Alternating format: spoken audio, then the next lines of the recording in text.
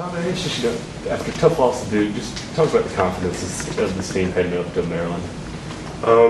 I feel like our team is still confident that we can get the job done. We met yesterday. We kind of put Duke behind us, and we focused on Maryland, and we had a good practice yesterday. So I think we're still a confident team, and we think that we can win any game that we play in. But we just have to make sure that we do our assignments and everything, and be able to come out with the win.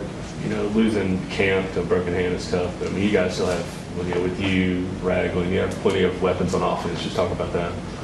Yeah, Camp is a big blow because he's a great player for us, and but I believe that we can overcome that with not just one player, but all of us come together and have to step up our game just a little bit and be able to make plays on our own and have multiple players make plays instead of just Camp making plays. You've seen the DB turn into the pass catching machine. Is that something that excites you? Getting out of the backfield.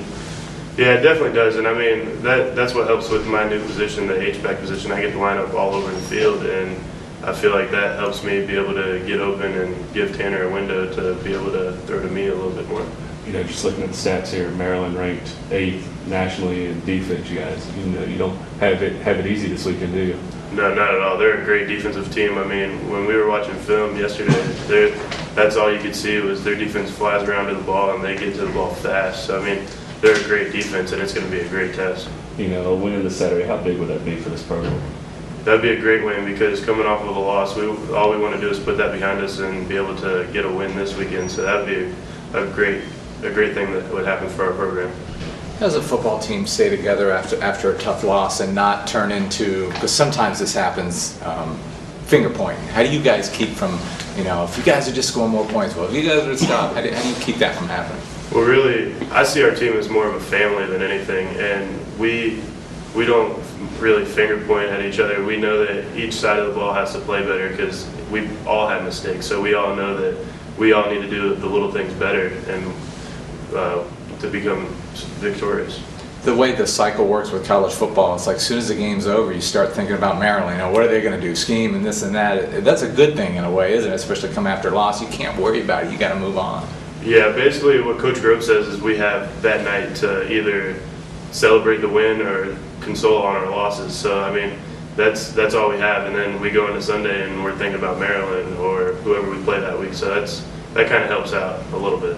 How much do you like road games and being where people are calling you names and this and that and booing? How cool is that? Cool for a college football player to go in that atmosphere? It's definitely cool to be able to do that.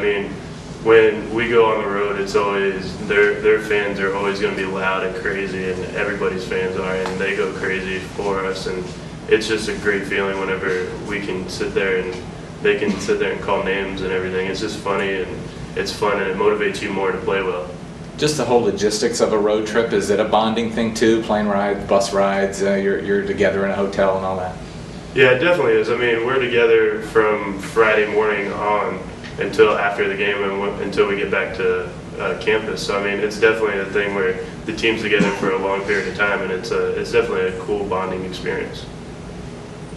Tommy, can you speak specifically what adjustments the offense will have to make now that camp's going to be out for an extended amount of time? Like I said, we're just going to have players step up. We're not going to be able to just focus on getting Camp the ball in different ways. We're going to have a lot of different players make plays and be able to come out and do the things that they need to do. And it'll be more of a group effort than just having one go-to receiver.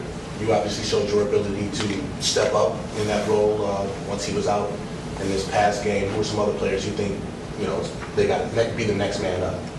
I think really all of our receivers, not just one guy, is going to have to step up. I think that our receivers, our running backs, as an offense as a whole, everybody that touches the ball is going to have to step up.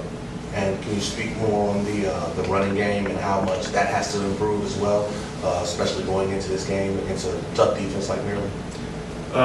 Yeah, we have to improve every week on our running game because we do have great running backs, and we just have to be able to open up the holes and be able to get them to a little bit of light, and once they see that light, they can take it.